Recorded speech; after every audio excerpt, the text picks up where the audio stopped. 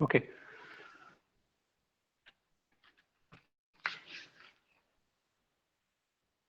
Just a minute.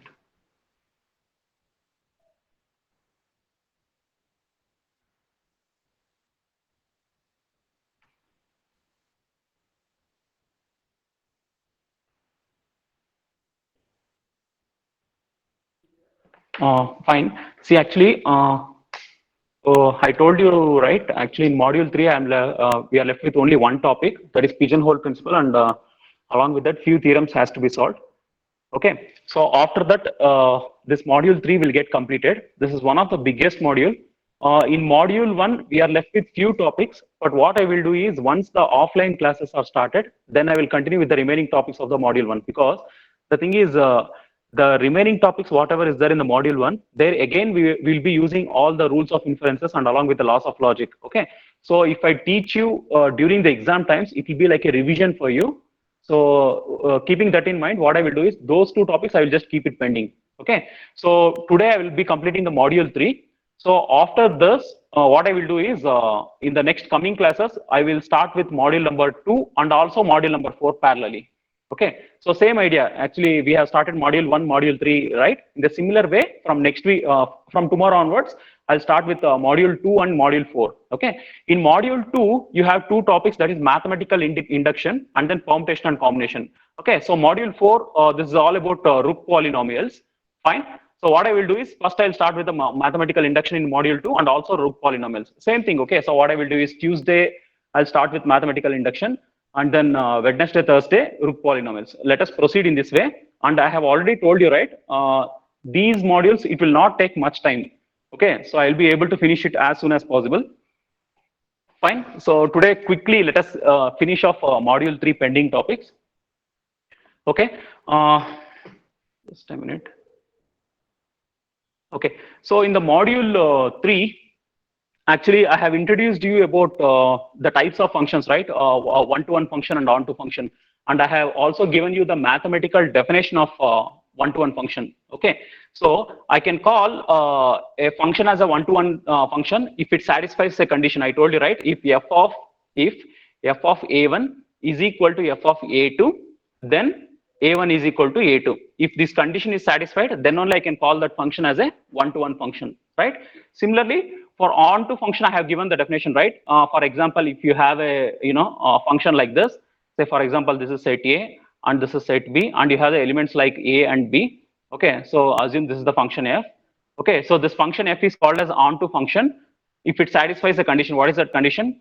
For every element B that belong to the codomain, there exists an element that belong to the domain, that is A, that belong to set A, such that when you apply the function on that, it should lead to the image, right? So these are the two conditions that I have told you. If you have forgotten, you just try to remember this.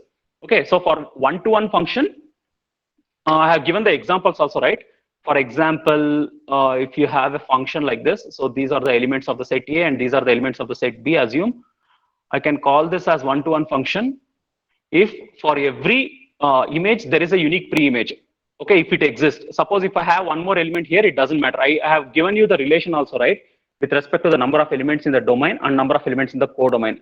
And how to find the total number of one-to-one functions also, we have solved a problem, right?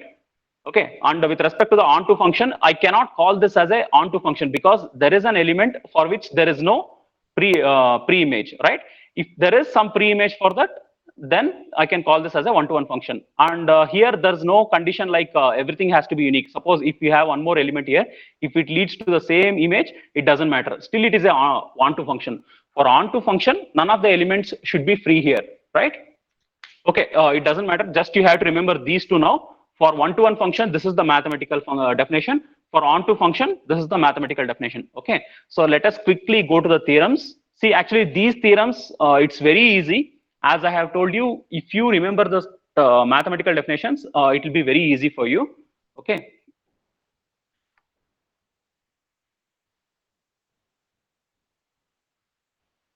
First, let me write the question here. Let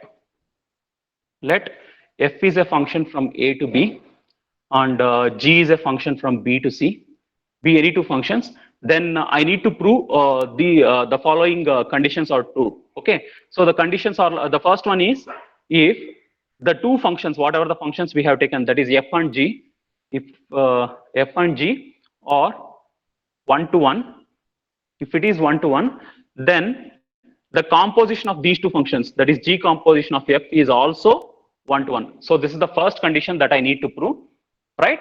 So in order to prove this, see, actually, as I have told you, just if you remember that mathematical definitions, any problems of this kind, easily we can solve. Okay. So first, in this part, let us see what he has given. See, what he has given is, he has given that the function g and the function f is 1 to 1. Just a minute. I'll just start recording this.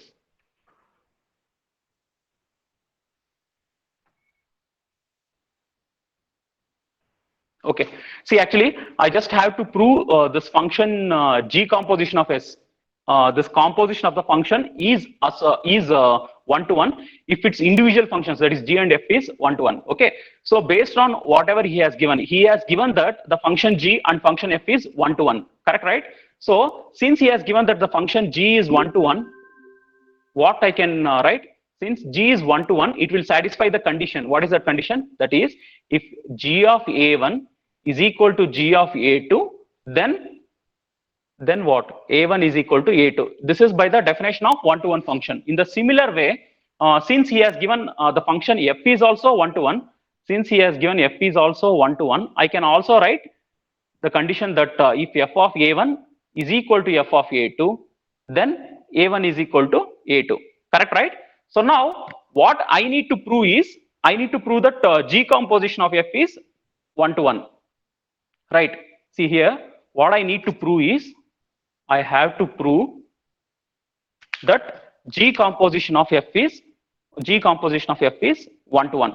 If I have to prove this g composition of f is 1 to 1, then it has to satisfy the condition. What is that condition? That is, g composition of f of a1 is equal to g composition of f of a2, then a1 is equal to a2. See, actually, I'll be repeatedly writing the same thing, but you have to understand the concept here. Just a minute. Tell sir.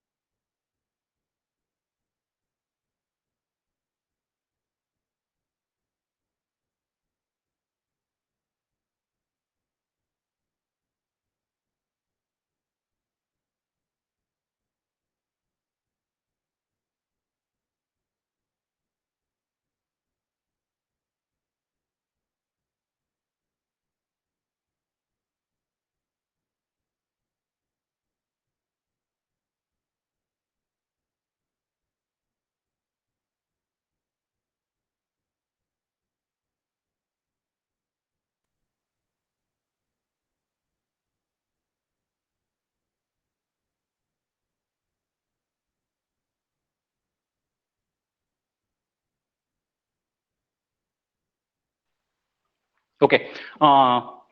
Fine, students. See, actually, if I have to prove that this g composition of f is 1 to 1, then I need to check this condition, right? That is, if this condition is satisfied or not. Okay.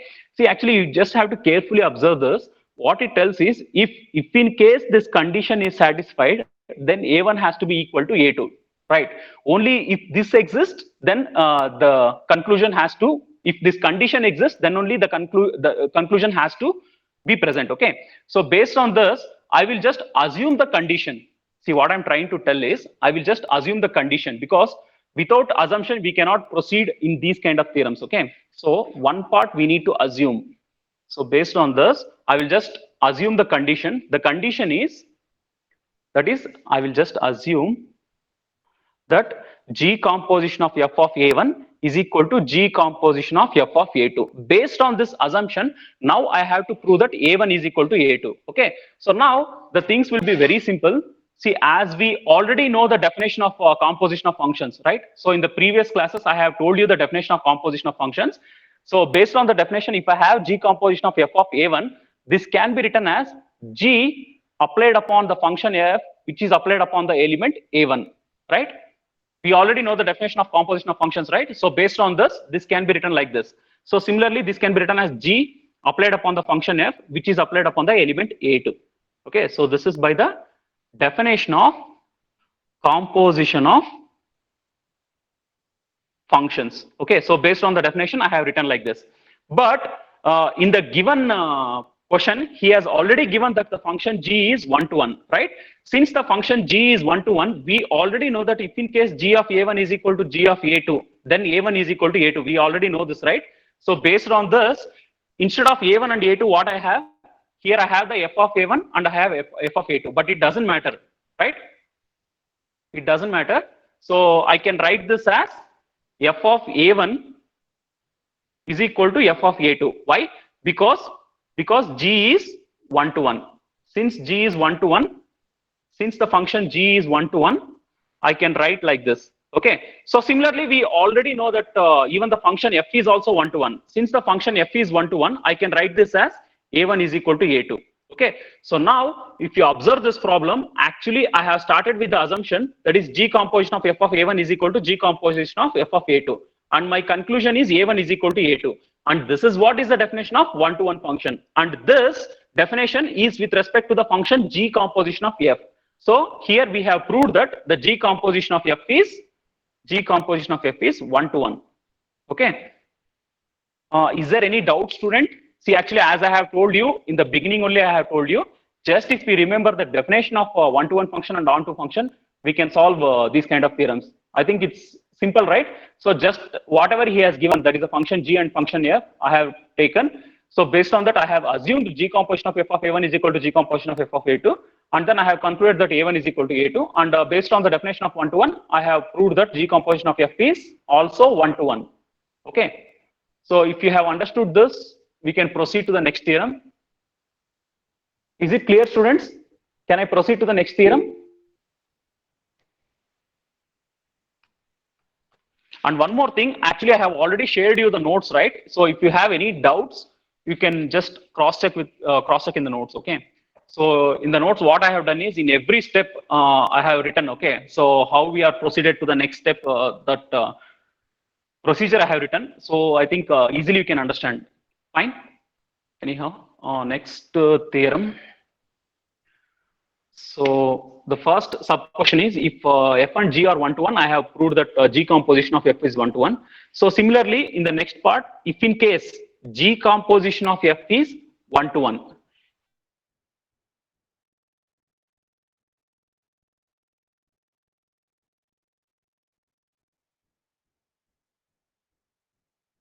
So this is the next part. So in this theorem, so every time actually I have told you, right? So what he has given first you have to take. Okay. So in this sub theorem, what he has given is G composition of f is 1 to 1.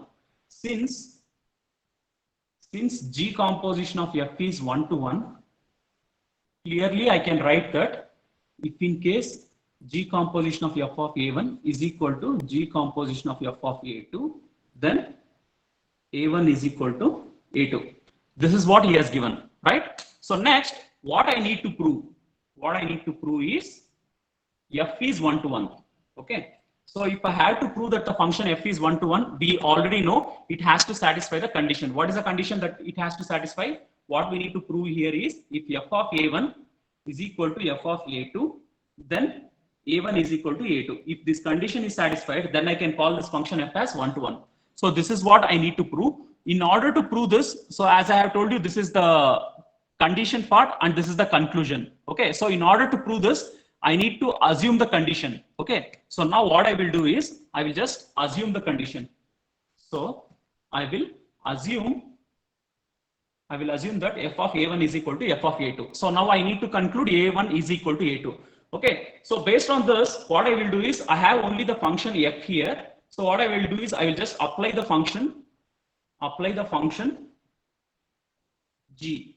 And one more thing, whatever you do, you have to do both in LHS and RHS. Okay, so I will apply the function g on both the sides. Okay, so both in the LHS and the RHS. When I apply the function g, what will be, what I can write here? The function g, I will apply upon f of a1, right? So similarly in the RHS, I will apply the function g on f of a2, right? Okay, so based on this, as per the definition of composition of function, okay, in the reverse way, if I have g applied upon f of a1, this can be written as g composition of f of a1, and this can be written as g composition of f of a2. Okay, so how I have written this? This is again by the definition of composition of functions. Okay, and in the beginning only he only has given that g composition of f of a1 is equal to g composition of f of a2, then a1 is equal to a2. Correct, right? Because he has given that the g composition of f is 1 to 1. So based on this, if I have g composition of f of a1 is equal to g composition of f of a2, I can write a1 is equal to a2, right? So that he only has given. So based on this, now I can just write this as a1 is equal to a2. So now if you observe this, my assumption was f of a1 is equal to f of a2. This I can take this as 1. And my conclusion is a1 is equal to a2. This I can take it as 2. From 1 and 2, I can conclude that the function f is also 1 to 1. So therefore, I can conclude that f is also 1 to 1. Very simple, right? So any doubts in the students? Is it clear? If you have understood this, next I will go to the one more sub theorem.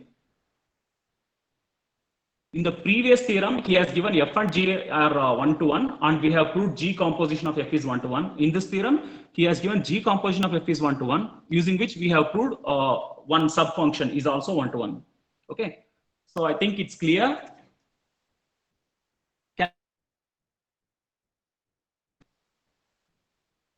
Is it clear? Okay, thank you.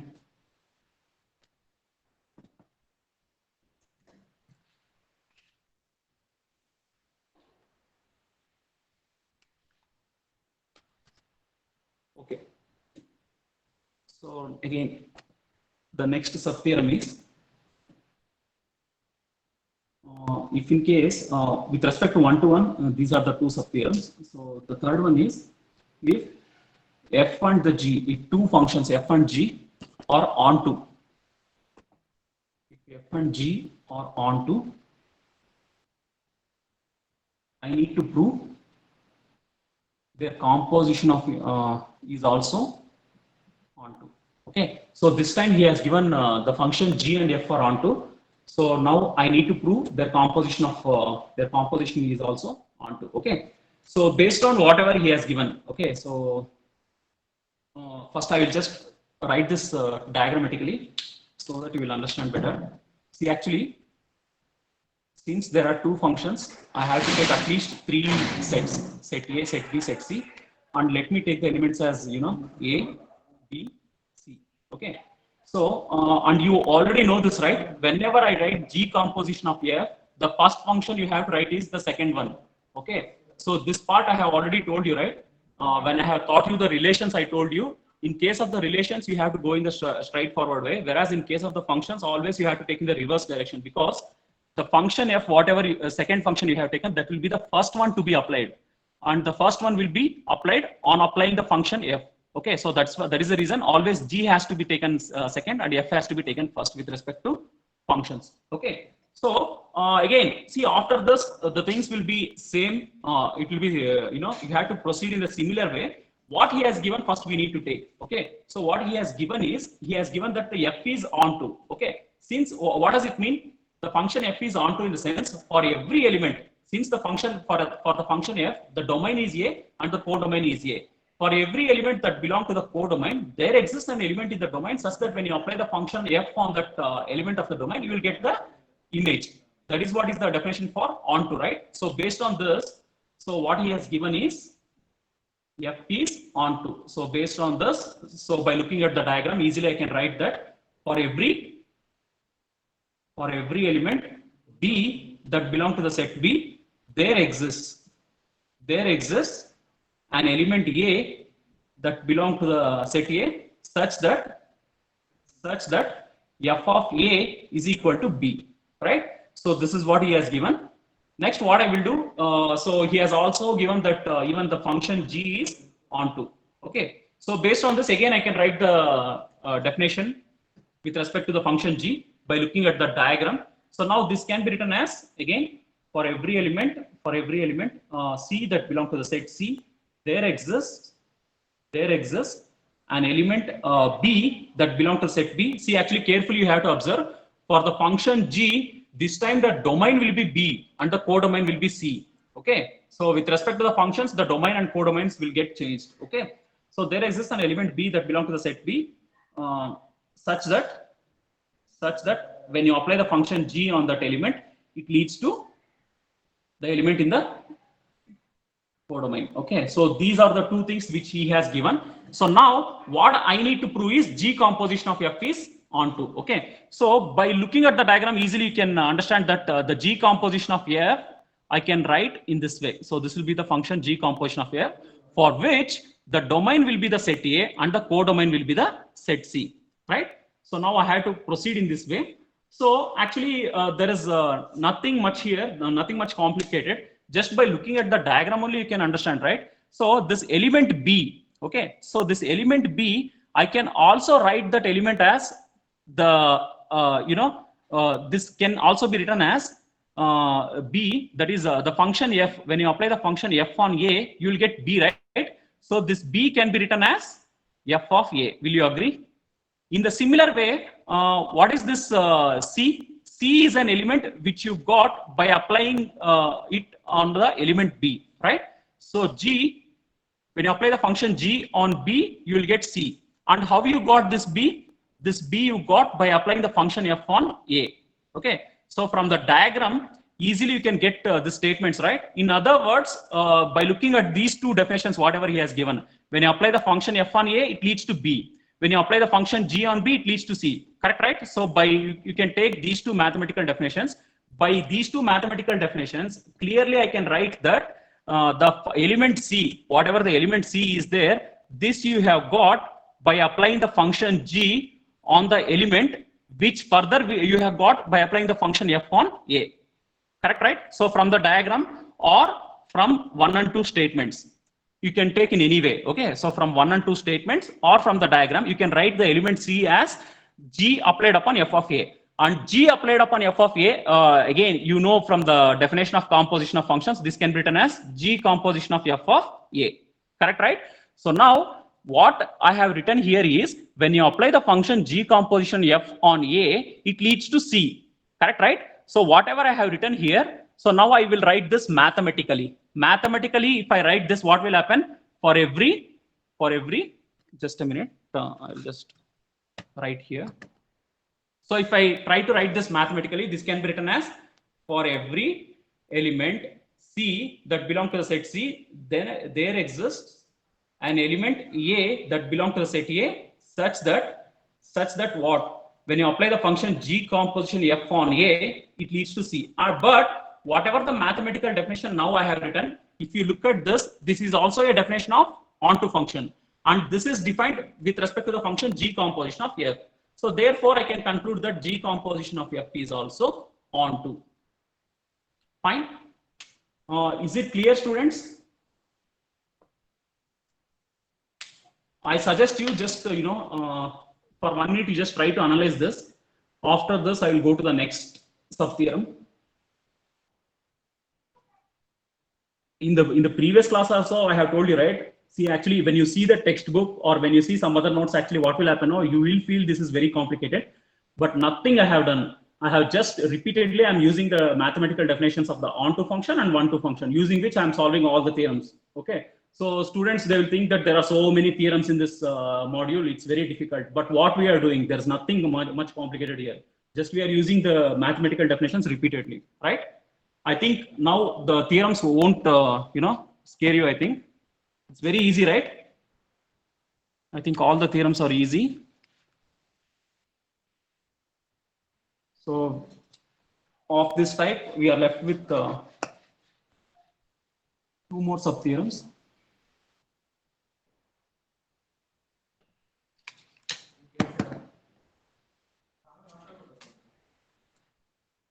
Okay, so in the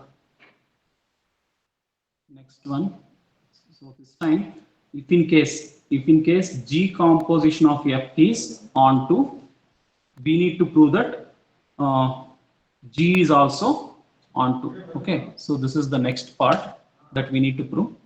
Okay, so in order to prove this, so what he has given, so this time when we write the diagram here, as we already know, this has to be G and this has to be F. So what he has given is G composition of F. Okay, so let me take this as elements A, B, C, same way. So this time he has given that G composition of F is onto. Okay, so we already know the definition. So if in case the G composition of F is onto, by looking at the diagram, we can write this as for every element, what he has given is for every element C that belongs to the set C, there exists an element A that belongs to set A such that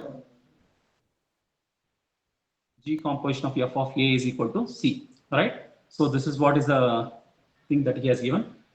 Now, what I need to prove is the function G is onto, okay?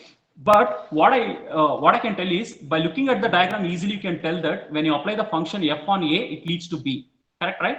So when you apply the function F on A, it leads to B. Okay, so this I can take it as, from the diagram.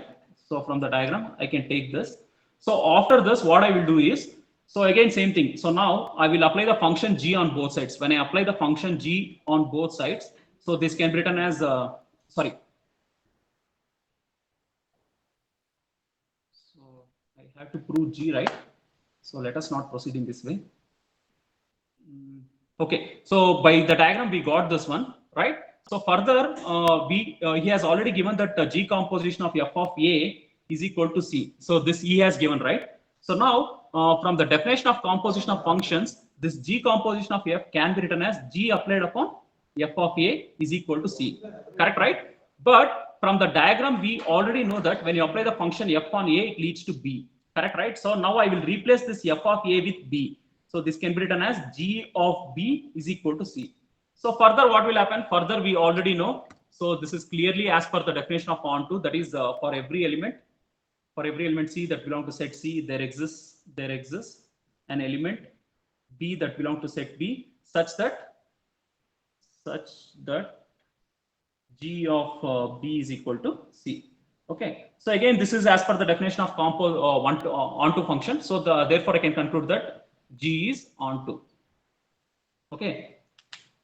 So I think in this last theorem, actually, there is a bit of confusion, I guess. But no, there is no confusion here. See, actually, what he has given is G composition of F is onto. Correct, right? So based on this, I can write this G composition of F of A is equal to C. Further, from the diagram, I can take this one. Okay, when you apply the function F on A, it leads to B. So based on that, I can write F of A is equal to B. So this F of A, now I will replace this with B. So that can be written as G of B is equal to C. That is when you apply the function G on B, it leads to C. So further remaining story you already know, right? So these are the 4 sub-theorems of this kind. And the last one is very simple.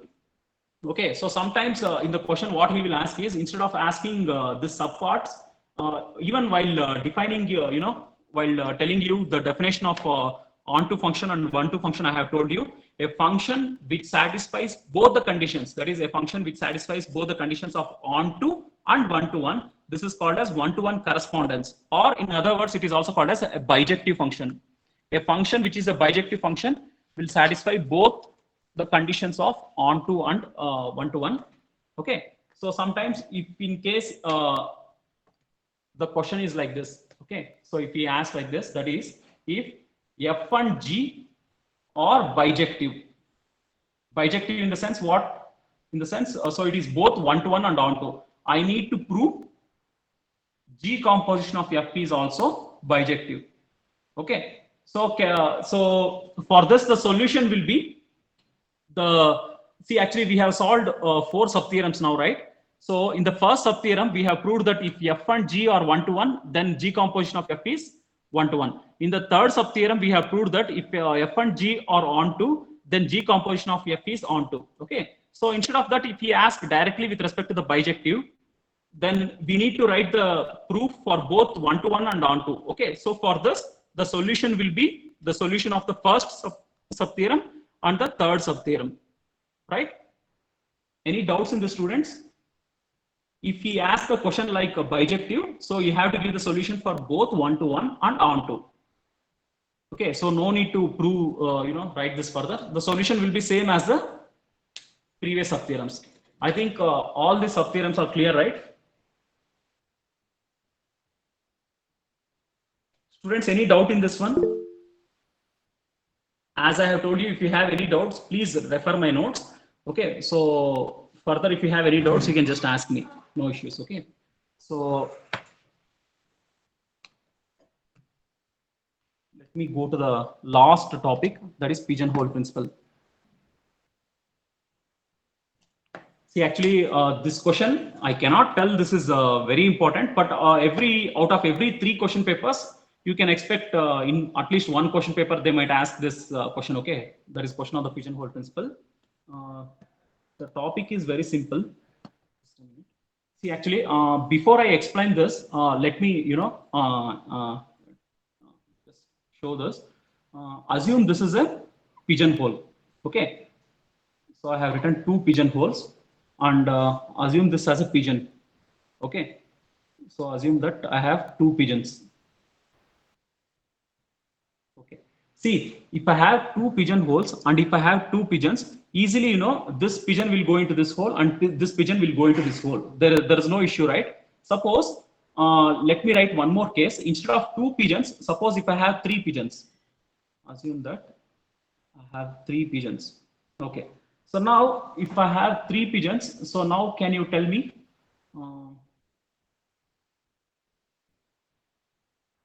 Okay. So now, if I have 3 pigeons, what will happen? One pigeon will go here, another pigeon will go here. Then at least one pigeonhole should contain more than one pigeon. Will you agree for this? See, actually, this concept it looks very much silly for you, but there is no better way of teaching this one. Okay, so I have to teach only this way. Okay, so if I have 3 pigeons, then at least one pigeonhole should contain more than one pigeon. Will you agree for this? Similarly, suppose if I have instead of 3, if I have not 4, let me take 5. If I have 5, then what will happen? Then at least one pigeonhole should contain 2 or more. Will you agree? So you see, actually, if I keep the first one here, second one here, third one here, fourth one here, then at least the remaining pigeon has to be placed in any of these 2 pigeonholes. So in this case, one pigeonhole will contain more than 2 pigeons. Okay. So in simple words, let me take this pigeonholes. Okay. So let me take this count as n, and let me take the count of the number of pigeons as m. Whenever number of pigeons are more than number of pigeonholes, whenever the number of pigeons are more than number of pigeonholes, then at least one pigeonhole should contain p or more pigeons. Okay, and what is this p value? Okay, will contain p plus 1 or more pigeons. Okay, and what is the value of p? The value of p will be equal to the flooring function of m minus 1 divided by n. Okay, and one more thing, how we got this formula, you need not to worry. So in the exam, he will not ask you how to prove this theorem. But the thing is, whenever the m value, the number of pigeons are more than the number of pigeonholes, then at least one pigeonhole will contain p plus 1 number of pigeons. And what is the value of p? The p value is given by the flooring function m minus 1 divided by n. Okay, what is the meaning of this flooring function? See, actually, whenever you have a number like this, okay, so a decimal number like 2.4, if you have, so you just have to omit this 0.4. Just you have to consider only 2. Okay, so that is the meaning of this. I think with respect to mathematics, you will be knowing more, right? I will not go in depth about this mathematical concepts and all. So, okay, fine. See, let us take some few problems with respect to this. See, the questions will be very simple in this topic. I'll take one question.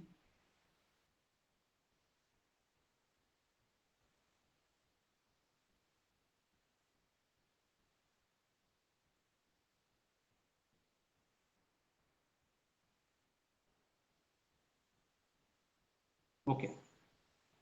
So this is one of the exam problem. See, the question is very simple. If 5 colors are used to paint 26 doors. Okay, so if 5 colors are used to paint 26 doors, prove that at least 6 doors will have same color. Okay, so I will just give you 1 minute time. So please try to analyze this question first. Everyone, please try to read this question and analyze.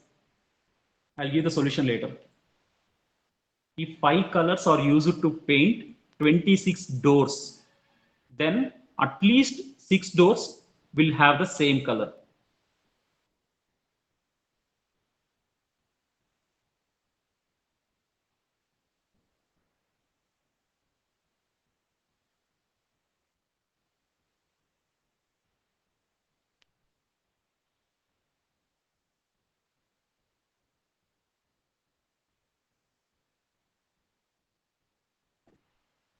I think the question is clear for you. One very important thing in this topic is, students, actually you already know the formula. Okay, so in pigeonhole principle topic you have only one formula, that is p plus 1, where p value is given by m minus 1 divided by n. Okay, where what is the value of m, what is the n value? If you know that, easily you can calculate the value of p. Once if you know that, this value also easily you can calculate. It's very simple. But in the question, which one you have to take as m and which one you have to take as n, you have to be very careful. Okay, students, can you just tell me? So here he has given 5 colors. Okay, so the number of colors is equal to 5, and he has given the number of doors is equal to 26. Correct, right? Okay, so Kamal Nayan, he has given the solution. Yes, actually, Kamal Nayan, what you have told is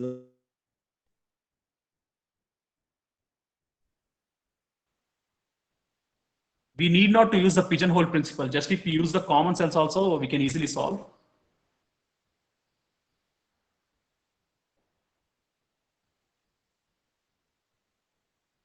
Students, am I audible?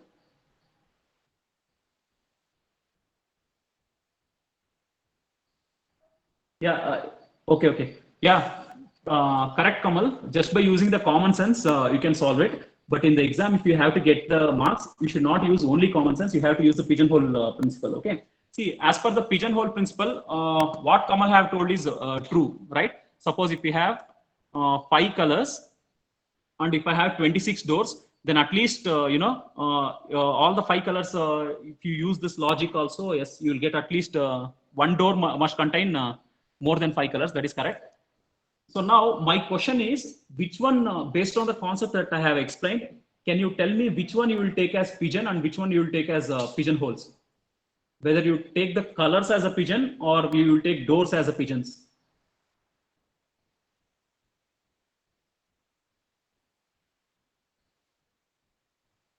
Will you take the number of doors as pigeons or number of colors as pigeons? Okay. Yes, m value you have to take as 26, because I have told you, right? So the number of pigeons should be more. So here you have to take m as 26 and n as 5. Okay. So once you do that, the remaining story will be very simple. So the p value is equal to m minus 1 divided by n. So based on this, this will be equal to 26 minus 1, that is 25 divided by 5. So it will be equal to 5 itself. So the final answer is equal to p plus 1, that is 5 plus 1, that is equal to 6. Okay. Correct, right?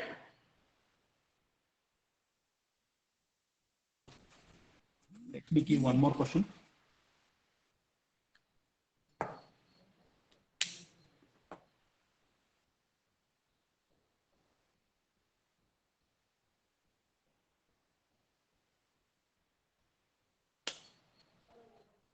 So let me see how many of you will solve this. The question is very simple. Show that Manju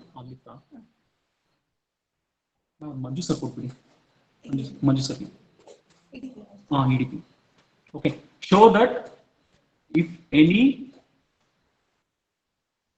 7 numbers, if any 7 numbers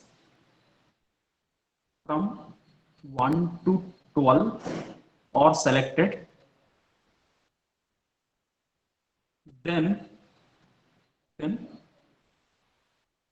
2 of them will add to 13. Okay. So students, I'll just give you 2 minutes time. So please analyze this question correctly. Okay. So later I'll give the solution.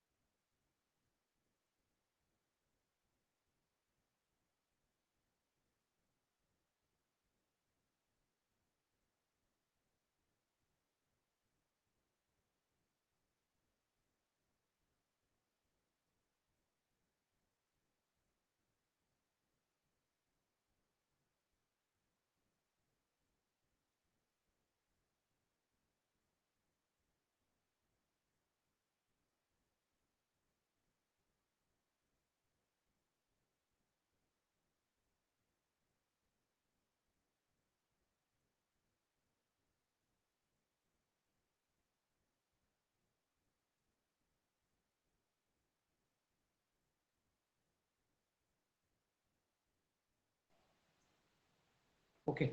See, actually, students, what he is telling is in this question, now you need to pick, a 7 numbers you need to take. Okay. So, and these numbers has to be 1 to 12.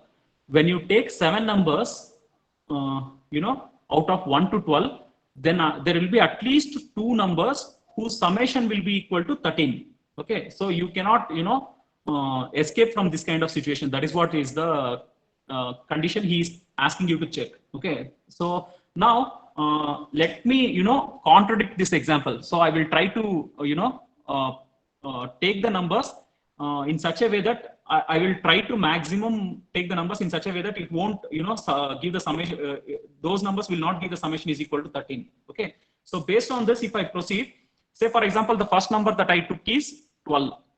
Okay. Suppose if I take the second number is equal to 1, it will be the summation will be equal to 13, right?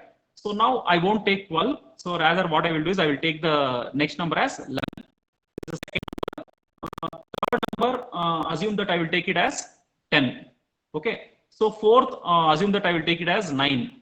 Next, what I will do is I will take the numbers as sir.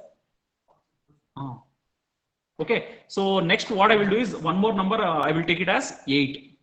One more number, what I will do is I will take it as 7. Okay, so till here, there is no issue. None of the 2 numbers will give the summation is equal to 13. There is no issue, right? So all these numbers, whatever I have taken, 1, 2, 3, 4, 5, 6, all these numbers, any 2 numbers will not give the summation is equal to 13. There is no problem.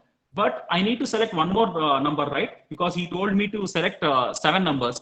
If I take 7 numbers, I cannot escape from the situation, right? For example, if I take 1, then the summation will be equal to 13. So instead of that, if I take 2 here, again the summation will be equal to 13. Suppose instead of that, if I take 3, then also the summation will be equal to 13. 4, 5, 6. Correct, right? So what I can do is I will take this as a subsets A1, A2, A3, A4, A5, A6. Even if I take one number from each of the subset, then another number, that is the seventh number, has to be selected among these subsets only, right? So that the sum will be equal to 13. See, actually my problem is this kind of problems, you just have to see the question and looking at the solution, you have to understand this with the common sense. For a, I don't know the proper way how to explain this kind of problems, but I think it makes sense, right? Have you understood this concept? Students, have you understood this? I don't know the better way to teach these kind of examples, So I think you have understood, right? Even if I take a number from these subsets individually, I will end up getting only 6 numbers. The seventh number has to be taken any number out of, again, I need to repeat this. And when I repeat that, again, the two numbers will give the summation is equal to 13. Is it clear, students? What I can tell is, we note that the sets A1 to A6 contain the 12 numbers from 1 to 12. When 7 numbers are selected in random, all the numbers selected belong to the 6 sets. As there are only 6 sets, even if 6 numbers belong to the different sets, then the last number should belong to one of these sets. So which will end up getting the summation is equal to 13. Okay. Is there any doubt in the students? And you can tell me, you can ask me, okay, so how I can relate this to the pigeonhole principle? If you have to relate this to the pigeonhole principle, then, in order to get the minimum number whose summation is equal to 13, so you can take this as 13 as the number of pigeons, 13 minus 1 divided by, n, I can take this as 7. So it will be 12 divided by 7, it will be 1 point something. So the answer will be equal to p plus 1, right? So here you got the solution as 1. So the answer will be equal to 1 plus 1, that is equal to 2. Okay, so there will be at least 2 numbers you will get. Okay, so forget about this. I think this you have understood, right? See, as I have told you, students, so these kind of problems, so please refer my notes. Okay, so if you refer the notes, clearly just try to understand the question, and the solution also have clearly written. So if you don't understand this, please ask me. Okay, so this is the last topic in this module. Is it clear, students? Have you? Is there any doubt in this one?